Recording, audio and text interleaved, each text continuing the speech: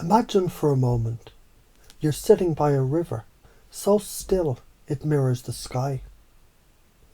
The sound you think is water, it's actually your own breath, slowed down enough to be heard. Every ripple is a question, every glint of light an answer. Talking to God is like this, a two-way current.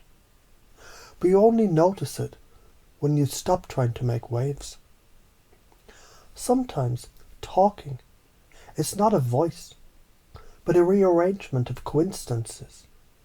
A parking space, a line in a book, a stranger's smile. That's how the infinite hides messages in the ordinary. When you notice, intuition sharpens. When you dismiss it, the current dulls. Now zoom out. Imagine every act of listening as a signal strengthening the network that holds everything together.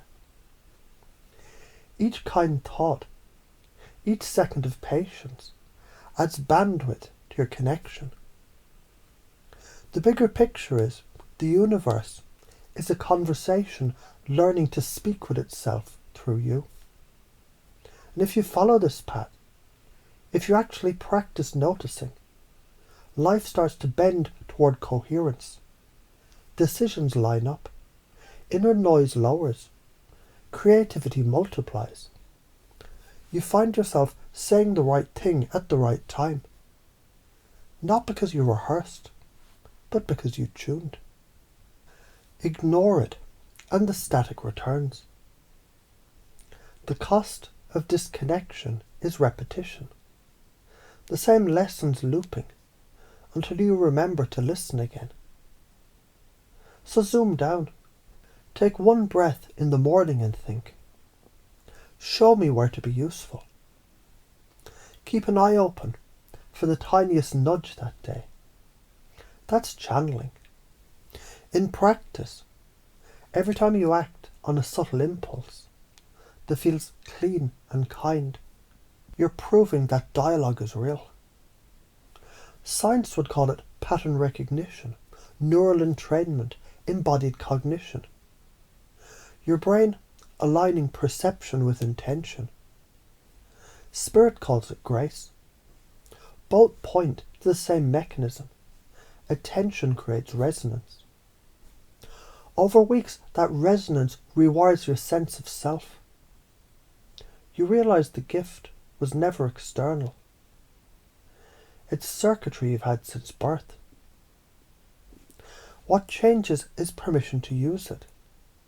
And the more you use it, the more life behaves like a synchronized dance rather than a battle of random steps. So now, chunk up again.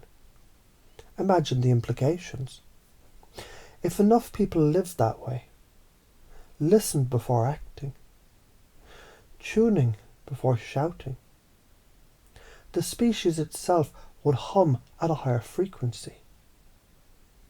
Politics would soften, art would bloom, conflicts would shorten, the planet would breathe easier. If you don't, noise amplifies until systems collapse under the weight of our own static. Either way, evolution happens. Only the ease of the process is up to us. So here's the playful challenge. Treat every conversation, every problem, as a practice round in learning to talk to God. The frequency upgrade, it's nothing mystical. It's the gradual habit of pausing, feeling, then speaking from coherence. And maybe tonight, as you close your eyes, you'll notice the silence isn't empty at all. It's full of replies waiting for your next question.